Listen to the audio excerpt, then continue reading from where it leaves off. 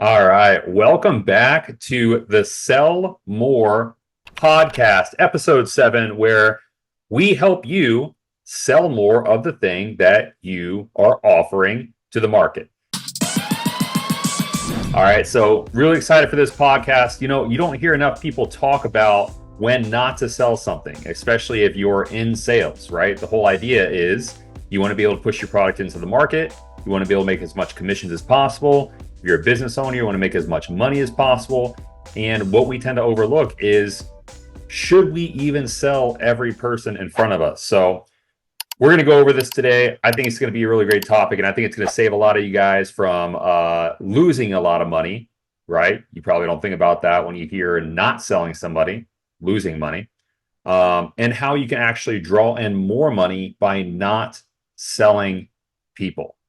Right? There are times that you can make more money by not selling people, more commissions, more top line revenue as a business owner. So I'm really excited to share those for you. So first, let's get into what does it mean to walk away from a deal. So just as it sounds, right? Like you got somebody in the seat in front of you. At this point, you want to be able to possibly make a transaction to see if what you have is going to suit the buyer or the prospect in front of you to turn them into a buyer. And then you decide that that's not the case, and then you part ways with the prospect and you don't sell them something. Okay, that's walking away from a deal, just so you understand what that means. That's not the prospect turning you down, that's you turning down the prospect. I know, mind blowing. Just mind blowing, right? But when you become a true professional, you realize, and especially if you're in business, maybe you're a solopreneur and you're still in the sales seat, or you're a full-time closer, you're going to realize that it makes more sense to have less headache as you move, because now you're breaking less things, you're dealing with less problems, which means you can keep moving faster, even if you're moving at 75% out of 100%, whereas somebody's moving at 100%, if they're having to stop frequently to pick up the pieces that they're breaking, the person moving at 75% is not only going to stay in the game longer, they're going to accomplish more. Right? They're staying in a flow state because they're not constantly stopping to pick things up. They're not going to get burnt out. They're not going to be dealing with creating a lot of turmoil for themselves by creating a lot of problems for themselves, which sometimes comes from selling the wrong deal and not walking away. So, got my notes here. So let's get into why it's important, right? Because we kind of already started talking about that. So when you walk away from a deal, that is going to show that you know exactly who your market is, which means that it's going to build a great reputation for you, right? Because it shows that you're only working with people that are best suited for your product, which means you're always going to generate results more times than not.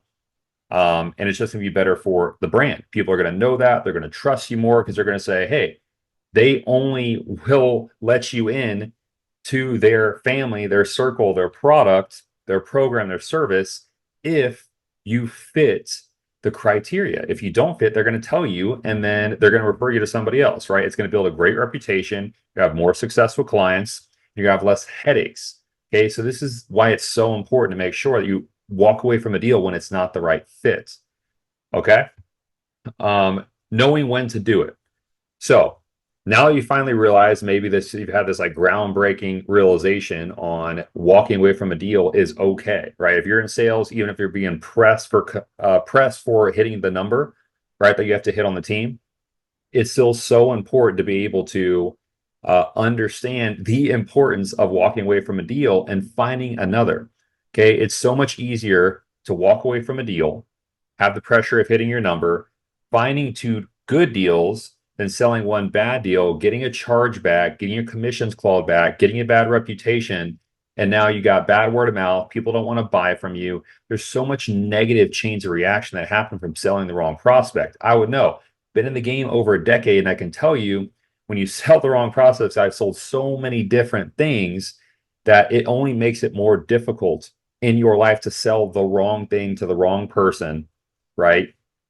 So take it from me, right? Over a decade of experience, just sell the right thing to the right person. Now, here's how to know who the wrong person is, okay?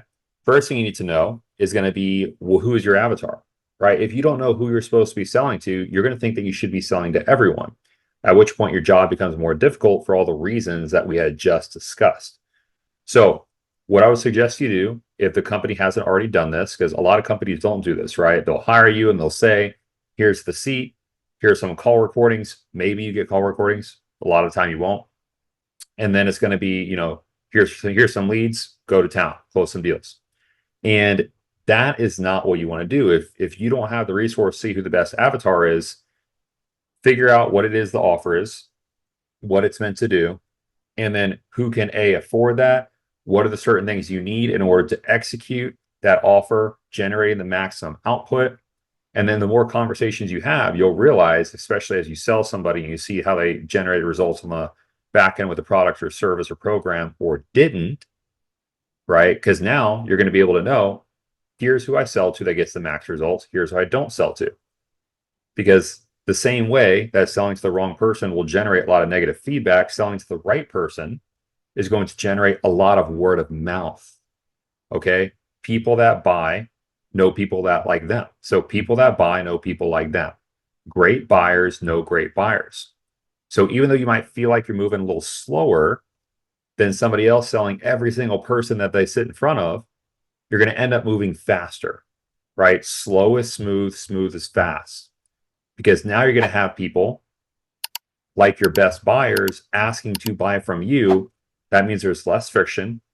That means that it's going to require less skill from you on the sales call. And because remember, they already know the other person. So they trust the person that already bought from you, which means that if that person trusts you, why shouldn't the referral trust you? That's why it's so much easier to create that next transaction. So you need to figure out who is your right avatar. Once you figure out who your right avatar is, you could then write down the list of things that make somebody not your right avatar. Once you figure that out, you know, hey, I'm not going to sell to those people. What I am going to do, I'm going to start compiling a list of other people I can refer those types of people to. At which point, guess what? The people you're referring business to, guess what those people want to do? Those people want to refer you business, right? So those people are going to ask you, man, I appreciate all your referrals. Like, what kind of clients do you like to take on? I would love to send you those clients and we could have this partnership. Again, way less friction to get the deal because they're coming from a reliable source, the referral partner. So there's less skill necessary to close that deal. And guess what happens when somebody buys from you and they're a great client? They know other buyers that would be great clients. So you can see how this chain reaction slowly starts to snowball. And then this other person that sold everyone in front of them, a lot of them being the wrong people to sell to, right? They shouldn't have sold to those people. Over enough time, if they continue to do that, they're not going to be picking up the pieces. Whereas this other person who moved slow, only sold the right people, created this big chain reaction, snowball effect of referrals, is now moving faster and can go for a longer period of time because they have less obstacles to deal with. Okay. So this is why you want to write down your avatar and know who to sell to. So I'll tell you a little story. And, this works for not just selling deals, right? I'm going to give you a couple instances of selling deals, but this also works with other things in your life, opportunity. Okay. So I'm going to first tell you a story about me selling some deals and another story about opportunity. So the first thing is I remember getting into the digital marketing space and, at the time I was selling digital marketing, right, for online services. So I went in to go sell this person. I get on a call. Granted, I'm new at this, right? Don't have a lot going on for me right now. I'm just trying to, make some digital marketing sales. So I go in, I talk to them. They're pretty much flaunting their clientele, Lady Gaga, all these other big players, making a few $100,000 a month in their marketing agency and all this stuff, right? So long story short, they didn't fit my sell boxes, which is like, this is the type of person I would sell to. So because, for what we offered at the time. So I said no to them, right? And I walked away from the deal. I said, hey, you guys are crushing it, but that being said, I don't think this would be the best fit for this reason. That being said, I feel like there's these other people that could help you more with what you're looking for. And if you guys ever, fit XYZ and you're looking to have this done, I'd love to assist you.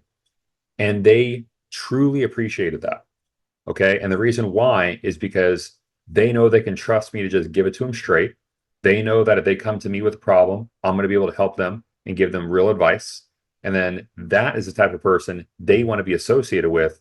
So they're going to send me referrals, right? But that was the story of what happened for whenever I pitched one of my first quote unquote bigger prospects doing a few $100,000 a month and walked away from a deal, right? Which a lot of people wouldn't do, especially if you need the cash, right? So that was a great lesson in just experiencing that. And you feel way more empowered as a sales rep to say no. Many more yeses come to you, the better you get at saying no. That works in every aspect of your life. Okay. One more story, right? This is more opportunity based, right? Because this train of thought transfers, this concept transfers into other ways of decision making. So there's a time I was probably 22. Okay. Time making this video, I'm 31. And at that point in time, I already had, I think it was 4 or 5 president's clubs in sales. And, I was doing super well. Finally got the option to be promoted to a manager. Now, all I had to do was move basically 3 hours away to another location. And this is selling for a big health club. And so I really wanted it, man. I wanted that position. But the thing is, there was somebody that was a national sales coach at that health club that just happened to be at our health club currently. And this guy, I learned so much of what I know in sales from this guy. And so he was there and I was like, man, it is a luxury, a privilege to be able to learn from this dude, because he just traveled around the country helping clubs that were not doing well in sales and turn their sales around. And so like, man, this guy took me to the next level, helped me achieve a level of my game I never thought I could. So do I want this management position that I've been gunning for almost 2 years now, or do I want to stay here, keep learning from this guy and really see how far I can push this skill of sales? So this is another great example of knowing what you say no to based off of your boxes. So I made a decision to say no to the management opportunity, stay 100% commission, and sell. And of course, with his help, I learned how to hit insane records. If you guys have seen our videos and stuff in this group, like selling 500 accounts in a day to a big corporate company, which no entry-level sales rep does, and so many other big accomplishments there because of this guy, right? I learned a different level to the game. So it's so important to know when to walk away from a deal, okay? And that's going to transfer to other things like opportunity. When do you walk away from an opportunity, right? You need to understand why you're playing the game. You need to understand why you're selling what you're selling. If it's truly to help people, then walk away from the deal. Because if it's not really going to help them, you don't sell it, right? And that's going to lead to more sales down the road. You guys remember, great buyers know great buyers. And people that don't buy from you, if you're straight with them and say no, they're only going to want you more. So when they're ready to buy from you and they're qualified, they're going to come to you. And then also, if they know people that are qualified, they're going to send them to you. Okay, this is why it's so important to understand the game of when to walk away from a deal and to know it's only going to make you more money the more deals you walk away from. So I hope this podcast of when to walk away from a deal was helpful for you. You maybe take away a golden nugget or two, and it can help accelerate your career in sales to record sales months. And obviously, we're going to have links and other resources. If you guys want some additional training resources, you can go to our website, www.thesalesagency.com. And if you do /university, you also have a great program to jump into with a great community where, myself, my business partner do the appointment setting and closing coaching, and we're going to help you hit record sales months. So until the next episode, thank you for attending episode number 7 of the Sell More podcast, when to walk away from a deal. Until next time, get some sales in.